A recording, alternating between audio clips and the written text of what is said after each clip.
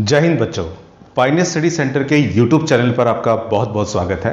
इस चैनल पर हम आपको क्लास 10th, 11th और 12th के मैथमेटिक्स के प्रॉब्लम का सॉल्यूशन प्रोवाइड करते हैं। आज हम लोग कोई एकेडमिक वीडियो नहीं बना रहे, आज हम लोग एक इंफॉर्मेशन प्रोवाइड करने वाली वीडियो बना रहे हैं उन बच्चों के लिए जो क्लास 10th में थे, एग्जाम देने के बाद या एग्जाम कैंसिल होने के बाद अब उन्हें 11th क्लास में नेक्स्ट क्लास में स्ट्रीम लेनी है, तो 11th क्लास में वो साइंस की स्ट्रीम ले, कॉमर्स ले या आर्ट्स ले, उसके बारे में हम लोग विस्तार से इस वीडियो में चर्चा करेंगे। तो चलिए शुरू करते हैं। लेकिन इससे पहले अगर आप इस चैनल पर फर्स्ट टाइम आए हैं तो इस चैनल को सब्सक्राइब जरूर कीजिए, क्योंकि और भी इंफॉर्मेशनल वीडियो फ्यूचर में आपको लगातार मिलती रहेगी। तो चलिए शुरू करते हैं, लेट्स स्टार्ट नाउ। और वीडियो को पूरा जरूर देखिएगा। सबसे पहले तो जिन बच्चों ने 10th क्लास क्लियर कर ली है, पास हो गए हैं और अच्छे मार्क्स से जो पास हुए हैं, उनको बहुत बहुत बधाई, बहुत बहुत कॉन्ग्रेचुलेशन। अब बच्चे के मन में ये बात उठती है कि मैं 10th तो पास कर गया, अब 10th के बाद 11th में मेरे को कौन सा सब्जेक्ट लेना चाहिए, आर्ट्स लेना चाहिए, साइंस लेना चाहिए, कॉमर्स लेना चाहिए। कुछ बच्चों का तो पहले से डिसाइडेड होता है, क्योंकि उनके पेरेंट्स ने उनको गाइड कर रखा होता है, बता रखा होता है कि हाँ बेटा ये करना है, हाँ बेटा ये करना है। उस हिसाब से वो उन्होंने पहले से ही डिसाइड कर रखा है, मुझे ये लेना है, पीसीएम लेना है, पीसीबी लेनी है, कॉमर्स लेना है, कॉमर्स विद मैथ लेना है, आर्ट्स लेना है, ये सब।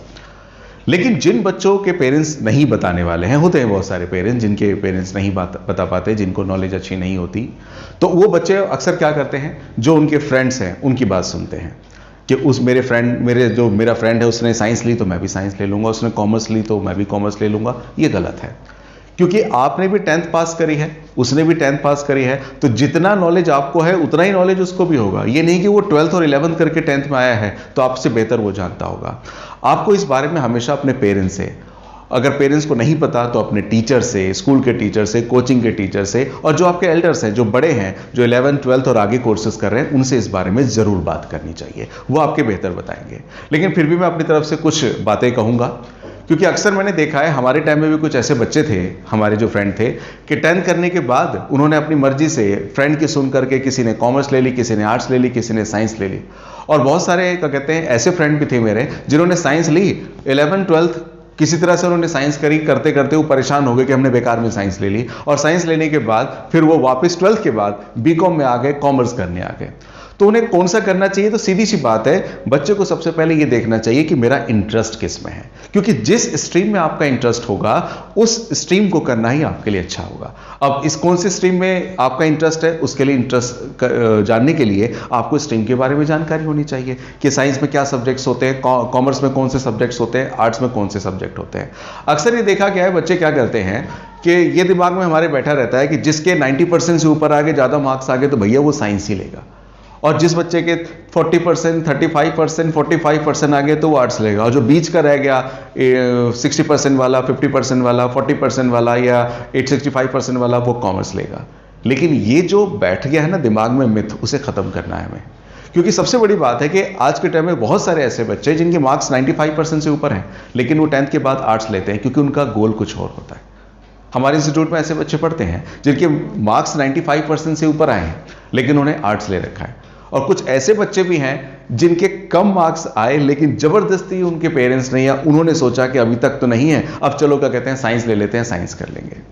लेकिन सबसे बड़ी बात यह भी है, एक बच्चे को उसके मार्क्स के बेस पे जज नहीं किया जा सकता। फॉर एग्जाम्पल, मान के चलिए कोई बच्चा है, वो एग्जाम दे रहा है, और एग्जाम देते समय उसने नकल चला ली, फर्रे चला लिए, चीटिंग कर ली, और चीटिंग करके मान के चलिए 90% आ गया, लेकिन उस बच्चे का कैलिबर तो 90% वाला नहीं है ना। लेकिन बहुत सारे बच्चे ऐसे तो जिनका कैलिबर 90%, 95% वाला है, लेकिन एग्जाम के टाइम पे कुछ दिक्कत आ गई, कोई बच्चा बीमार हो गया, या किसी वजह से पेपर सेंटर पे लेट पहुंचा, या कुछ भी हो सकता है, XYZ, वो पेपर सही से नहीं दे पाया, और उसकी वजह से उसके मार्क्स कम हो गए। तो क्या उसके मार्क्स कम हो गए तो उसका कैलिबर भी कम हो गया? ऐसा नहीं है।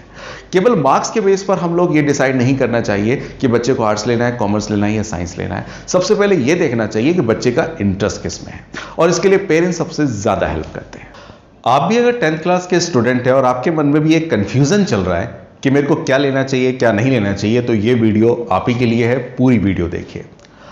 आपको पता होना चाहिए, हमारे देश में कई राज्यों में, कई स्टेटों में ऐसा होता है कि 10th तक सभी सब्जेक्ट्स सभी बच्चों को कॉमनली कराए जाते हैं।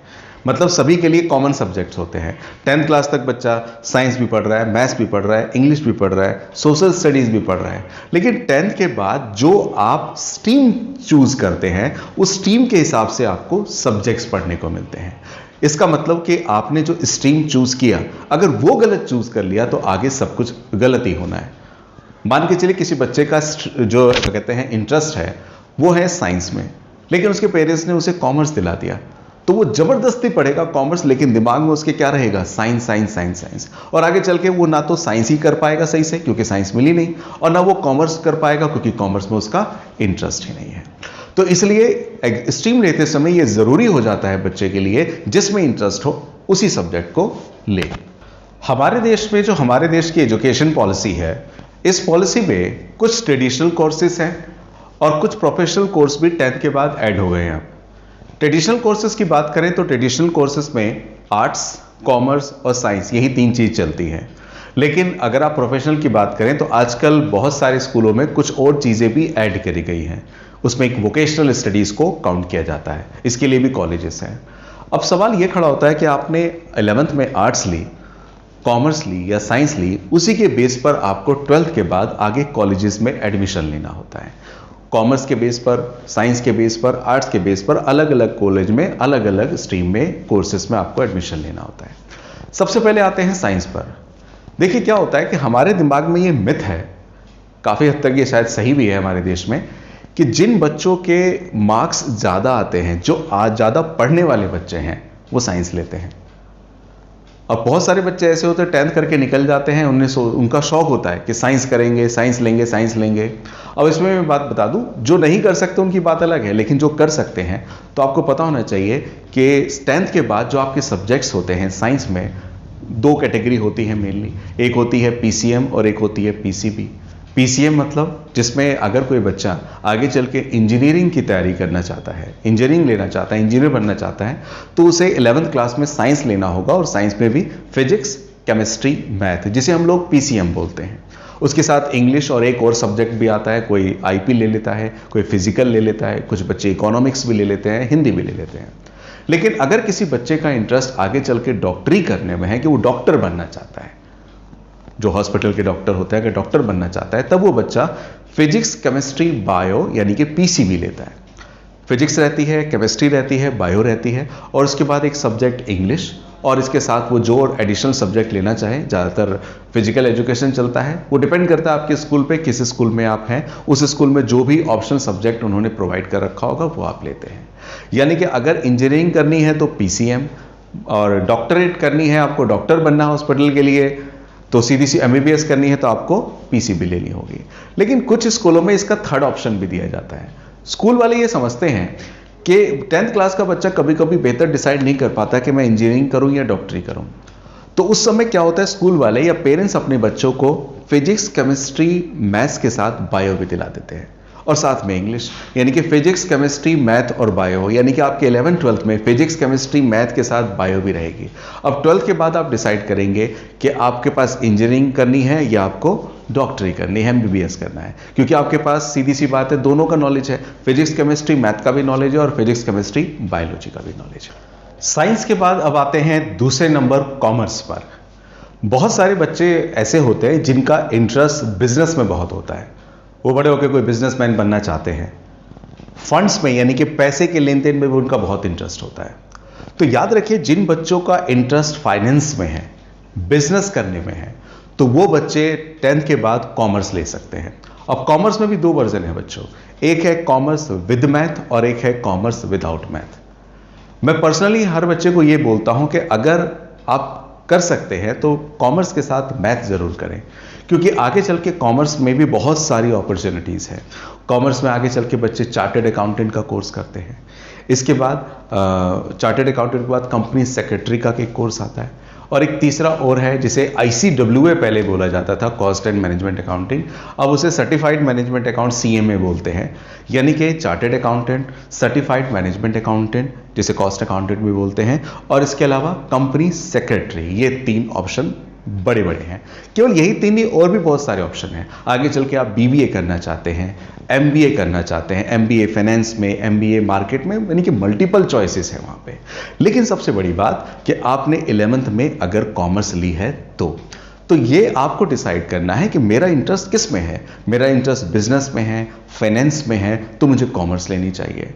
अगर बच्चे में कैलिबर है तो मैं पर्सनली यही कहूँगा कि वो कॉमर्स के साथ मैथ जरूर करें, क्योंकि आगे चल के जब वो चार्टर्ड अकाउंटेंट का कोर्स करता है, अगर वो सीए भरता है या सीएमए का कोर्स भरता है, तो उसमें मैथ्स अगर उसने 11th-12th में कर रखा हो तो उसका बेनिफिट मिलता है। हालांकि इतना ज़रूरी नहीं है मैथ आगे चल के, लेकिन हाँ, एक बच्चा ऐसा है जिसने विदाउट मैथ करके आया और एक बच्चा है मैथ करके आया, तो उसे आगे वहाँ पे स्ट्रीम करने में सीए, सीएमए और आईसीडब्ल्यूए और जो मैंने कहा अभी कंपनी सेक्रेटरी, वहाँ पर थोड़ा सा मैथ जो कर रखा होता है बच्चों, उसको थोड़ा सा एडवांस मिल जाता है, थोड़ा सा बेनिफिट एक्स्ट्रा मिल जाता है, ताकि उसे चीज़ें समझने में आसानी हो जाती है कि क्या हो रहा है, क्यों हो रहा है, कैसे हो रहा है। क्योंकि जो नॉन मैथ वाला बच्चा वो तो पहले फॉर्मूला ही समझने में परेशान हो जाएगा, और जो मैथ वाला बच्चा उसे फॉर्मूला तो पता है, सीधा वो आगे उसे एग्जीक्यूट करने में आसानी हो जाएगी। तो डिपेंड करता है बच्चे का किस में इंटरेस्ट। जो बच्चे 11th में कॉमर्स लेते हैं उनको जो सब्जेक्ट्स मिलते हैं, सबसे पहले तो याद रखिए अकाउंट्स होता है उनके सब्जेक्ट में, अकाउंट, इकोनॉमिक्स और बिजनेस। अकाउंट, इकोनॉमिक्स और बिजनेस, ये मेन तो आपके प्राइमरी सब्जेक्ट हो गए, अकाउंट, इकोनॉमिक्स, बिजनेस। ये बिजनेस आपके लिए नया होता है, अकाउंट आपके लिए नया होता है। इसके बाद जो बच्चे मैथ लेना चाहते हैं मैथ, और जो मैथ नहीं लेना चाहते तो उसकी जगह पर हिंदी ले लेते हैं बच्चे, आईपी भी ले लेते हैं। आईपी इन्फॉर्मेटिक्स प्रैक्टिस आपको पता ही होगा। और इसके अलावा एक 5वां सब्जेक्ट होता है इंग्लिश। तो ये हमारे 5 सब्जेक्ट होते हैं किसके लिए, जो बच्चे कॉमर्स लेते हैं। कॉमर्स का भी बहुत अच्छा स्कोप है आज के टाइम में। अगर बच्चे को लगता है कि मेरे को इंटरेस्ट है फाइनेंस में, मैं बीबीए करना चाहता हूँ, एमबीए करना चाहता हूँ, बड़ी बड़ी कंपनी में जॉब करना चाहता हूँ, तो उसके लिए बहुत बेहतर ऑप्शन है। साइंस और कॉमर्स के बाद जो अगला वर्जन है हमारा स्कूलों में, जो मेन स्ट्रीम है, वो है आर्ट्स, जिसे ह्यूमैनिटीज भी बोलते हैं। देखिए, बचपन से कुछ लोगों के दिमाग में ये रहता है कि आर्ट्स वो बच्चे लेते हैं जिनके मार्क्स कम होते हैं, लेकिन ये मिथ मैं बार बार बोल रहा हूँ, ख़त्म कर लीजिए। आज के टाइम में मैंने अपनी लाइफ में ऐसे बच्चे देखे हैं जिन्होंने 90% से ज़्यादा मार्क्स लिए हैं, इवन 97% तक भी इनके मार्क्स आए हैं, लेकिन उन्होंने आर्ट्स ली है। अब आर्ट्स में भी बहुत अच्छे ऑप्शंस हैं। आगे चल के आप जर्नलिज्म करना चाहते हैं, आगे चल के आप यूपीएससी करना चाहते हैं, आईएएस वगैरह, आईपीएस वगैरह आपने नाम सुना होगा, तो आईएएस आईपीएस करना चाहते हैं, आप जर्नलिज्म करना चाहते हैं, और भी बहुत सारे कोर्सेज हैं। अगर आपके पास आर्ट्स है तो उसमें ऐसे अच्छे अच्छे सब्जेक्ट होते हैं जिसके बेस पर आसानी से आप उन कोर्सेज को अवेल कर सकते हैं। आर्ट्स में जो आपके सब्जेक्ट्स होते हैं जो पढ़ाए जाते हैं, जनरली कौन कौन से सब्जेक्ट होते हैं देखिएगा। हिस्ट्री होती है, ज्योग्राफी होती है, इसके अलावा इकोनॉमिक्स होती है, पॉलिटिकल साइंस होती है, कुछ स्कूलों में साइकोलॉजी होती है, सोशियोलॉजी होती है, फिलॉसफी होती है। ये सब्जेक्ट होते हैं जो वेरी करते हैं स्कूल टू स्कूल, और डिपेंड करता है बच्चे पे कि बच्चे ने अपने दिमाग में क्या सेट कर रखा है, मेरे को क्या करना है, उस हिसाब से वो सब्जेक्ट ले सकता है। लेकिन सबसे बड़ी बात इसी पर है कि बच्चे का इंटरेस्ट किस में है, और इंटरेस्ट किस में है ये देखने के लिए आपको सभी सब्जेक्ट के बारे में थोड़ा थोड़ा पता होना चाहिए। वीडियो में शायद कुछ चीज़ें आपको पता चल रही। हम लोगों ने 10th क्लास के बाद 11th क्लास में आप साइंस लेते हैं, कॉमर्स लेते हैं या आर्ट्स लेते हैं, तो उसमें कौन कौन से सब्जेक्ट्स होते हैं उसकी बात करें। ये हमारे देश में शुरू से ट्रेडिशनल कोर्सेज चल रहे हैं, कुछ प्रोफेशनल कोर्स भी ऐड हुए हैं, जैसे मैंने एक बताया था वोकेशनल में क्या होता है, कुछ बच्चे जो 10th के बाद 11th में जाते हैं वो ना तो आर्ट्स लेते हैं, ना कॉमर्स लेते हैं, ना साइंस लेते हैं, वो वोकेशनल लेते हैं। वोकेशनल में जनरली कौन कौन सब्जेक्ट होते हैं, हिंदी हो जाता है, इंग्लिश हो जाता है, इसके अलावा उनको एक सब्जेक्ट मिलता है बैंकिंग, एक सब्जेक्ट मिलता है टाइपिंग, एक सब्जेक्ट मिलता है शॉर्ट हैंड। इसके लिए हमारे दिल्ली में, बाकी के स्टेटों का तो नहीं पता, दिल्ली में एक कॉलेज भी है, college of vocational studies, CVS जिसे बोलते हैं। तो वहाँ से बच्चे 12th के बाद एडमिशन लेकर वहाँ से फर्दर कोर्सेज करते हैं। ये तो हुआ प्रोफेशनल कोर्स की बात। इसके अलावा बहुत सारे बच्चे जो साइंस, आर्ट्स, कॉमर्स और वोकेशनल स्टडी से हटके कुछ और भी कर सकते हैं। जैसे हमारे यहाँ ITI है, ITI में बच्चे जाकर के 10th क्लास के बाद एडमिशन ले सकते हैं, और अलग अलग सेक्टर्स के बहुत सारे कोर्सेज होते हैं, टेक्निकल कोर्सेज। कुछ 6 महीने के भी कोर्स होते हैं, 1 साल के भी होते हैं, 2 साल के भी होते हैं, 3 साल के भी होते हैं। वहाँ पे बहुत सारे बच्चे कोर्सेज करते हैं। कोर्सेज करके जो अच्छे बच्चे होते हैं उनका वहीं से डायरेक्ट रिक्रूटमेंट हो जाता है कंपनियों में, कंपनियां डायरेक्टली वहाँ से उठा लेती है।